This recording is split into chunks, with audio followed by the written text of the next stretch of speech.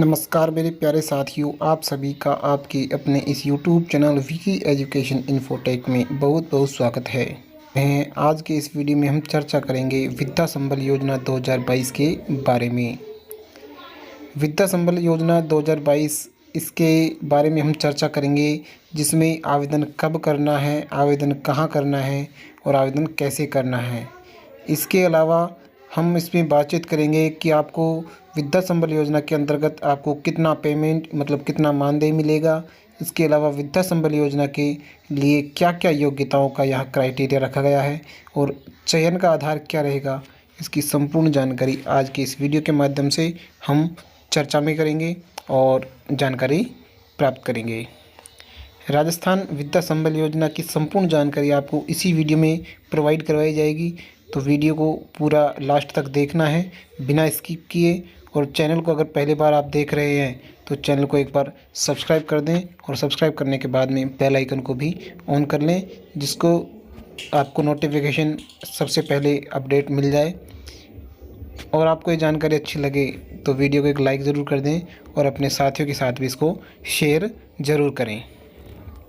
साथियों, मैं आप सभी को बताना चाहूँगा, हाल ही में 21 अक्टूबर 2022 को ये नोटिफिकेशन राजस्थान शिक्षा विभाग जयपुर के द्वारा जारी किया गया है, जिसमें संस्कृत शिक्षा विभाग में जो विद्या संबल योजना के अंतर्गत जो वैकेंसी हैं, विज्ञप्ति हैं, उनके बारे में यहाँ पर स्पष्टीकरण किया हुआ है। सबसे पहले देखेंगे हम विद्या संबल योजना के तहत लगाए जाने वाले पद और उनकी योग्यताएं। तो मैं आपको बताना चाहूँगा, ये यहाँ पर योग्यताएं हैं। प्राध्यापक विद्यालय अलग अलग विषयों के लिए, उसके अलावा वरिष्ठ अध्यापक विभिन्न विषयों के लिए अध्यापक,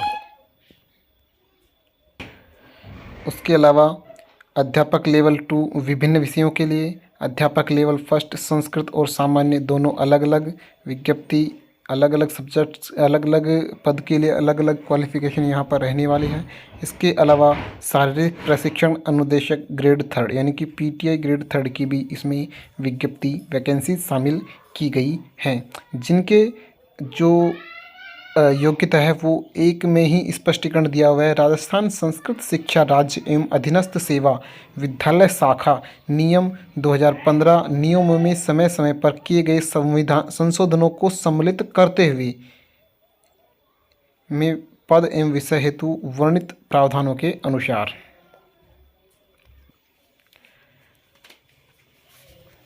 मैं आपको बताना चाहूँगा, यहाँ पर एक स्पष्टीकरण करके एक नोट दिया हुआ है।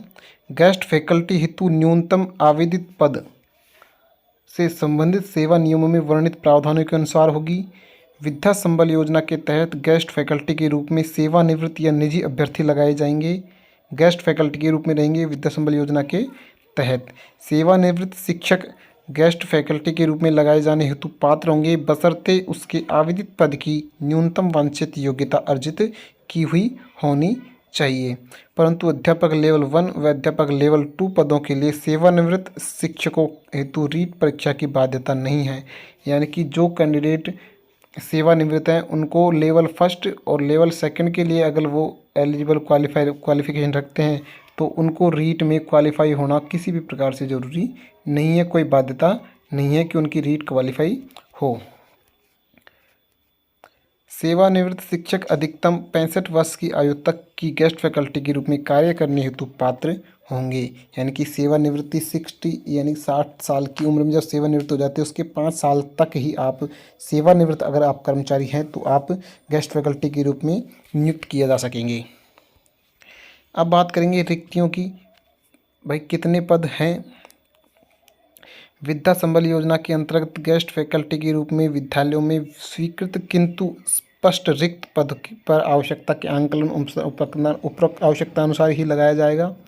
रिक्तियों का प्रकाशन विषयवार स्पष्ट रिक्तियों का प्रकाशन संबंधित विद्यालय, संकुल या केंद्र विद्यालय के नोटिस बोर्ड, क्षेत्र व ग्राम के सार्वजनिक स्थान, संभागीय संस्कृत शिक्षा अधिकारी कार्यालय तथा विभाग की विभिन्न वेबसाइट, विभाग की जो वेबसाइट्स हैं उन पर रिक्तियों का प्रकाशन किया जाएगा।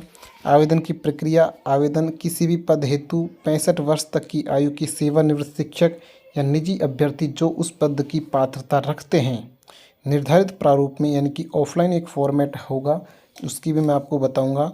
ऑफलाइन जो फॉर्मेट है निर्धारित प्रारूप में पूर्ण भरा हुआ आवेदन पत्र समस्त आवश्यक दस्तावेज उनके साथ अटैच करके संलग्न करके विभाग द्वारा निर्धारित की गई समय सारणी के अनुसार अंतिम तिथि तक विद्यालय समय से संबंधित विद्यालय कि संकुल केंद्र पर प्रधानाध्यापक या प्रधानाचार्य को स्वयं व्यक्ति सह विद्यालय में उपस्थित होकर प्रस्तुत करने होंगे। मतलब आपकी जो जिस भी स्कूल से आप फॉर्म अप्लाई करना चाहते हैं उस स्कूल से संबंधित जो नोडल स्कूल है, पीईओ स्कूल है, वहीं पर आपको स्वयं फिजिकली रूप से उपस्थित होकर आपको अपना फॉर्म प्रस्तुत करना होगा।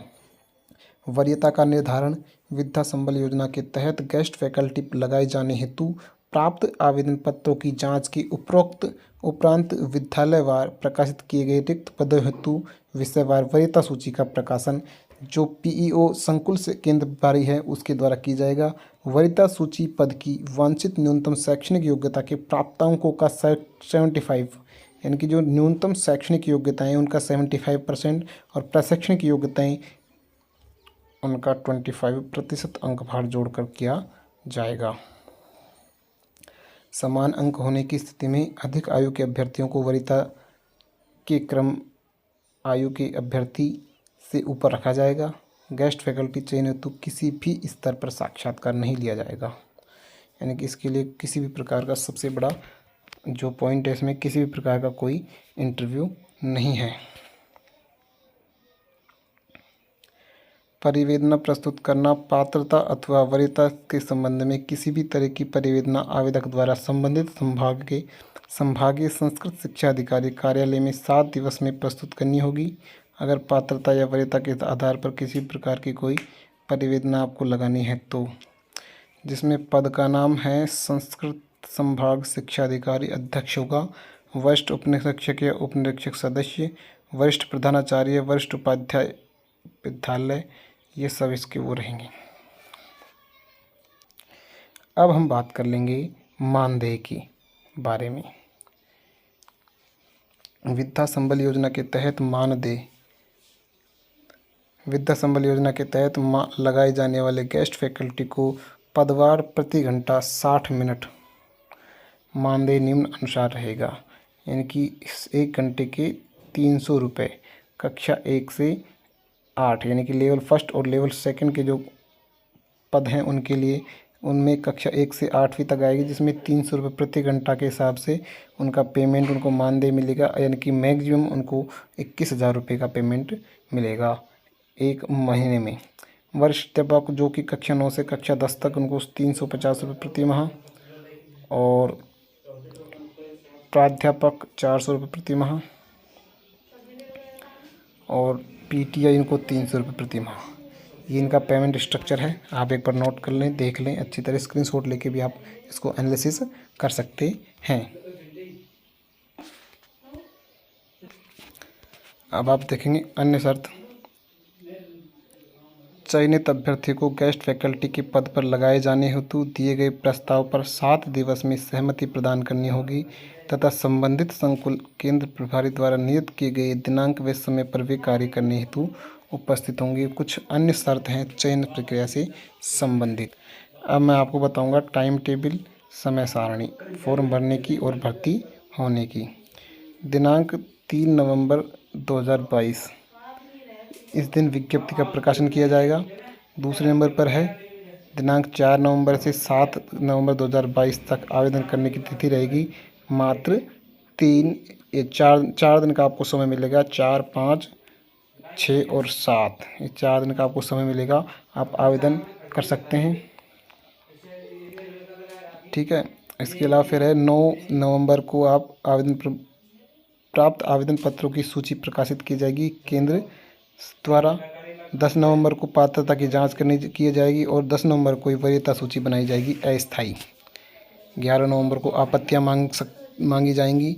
14 नवंबर तक आपत्तियां मांगी जाएंगी। उसके बाद में आप 14 नवंबर को मूल दस्तावेजों की जांच होगी। 15 नवंबर को अंतिम वरीयता सूची बनाई जाएगी स्थायी। और 16 नवंबर को जो है आदेश जारी कर दिए जाएंगे। सिलेक्शन और कार्यग्रहण की अंतिम तिथि रहेगी यहाँ पर 21 नवंबर। उसके बाद में रिक्त रहे पदों पर आगे कार्यवाही की जाएगी, आगे दोबारा से भर्ती की जाएगी। ये आवेदन का फॉर्मेट है। मैं आपको फॉर्मेट की PDF वीडियो के डिस्क्रिप्शन में दे दूंगा, वहाँ से आप डाउनलोड कर सकते हैं, इसको निकलवा सकते हैं। ठीक है, किसी भी दुकान पे आपको भी मिल जाएगा, साइबर कैफ़े पे, जहाँ आपको जो भी चीज़ मांगी गई हैं वो आप भर सकते हैं। अगर फिर भी आपको किसी भी प्रकार की कोई दिक्कत आती है फॉर्म भरने से संबंधित या किसी और प्रकार से कोई जानकारी आपको चाहिए, तो आप हमें कमेंट बॉक्स में ज़रूर पूछ सकते हैं। हम आपकी पूरी सहायता करने की कोशिश करेंगे। अगर आपको ये जानकारी पसंद आई हो, आपको ये जानकारी अच्छी लगी हो, आपके काम की जानकारी हो, तो वीडियो को एक बार लाइक ज़रूर कर दें। चैनल को अगर आप पहली बार देख रहे हैं तो चैनल को सब्सक्राइब कर दें। Vicky education infotech YouTube channel पर आपको इसी प्रकार की अपडेट हमेशा सबसे पहले मिलती रहेंगी। अब मिलते हैं अगले वीडियो में, तब तक के लिए जय हिंद, जय भारत।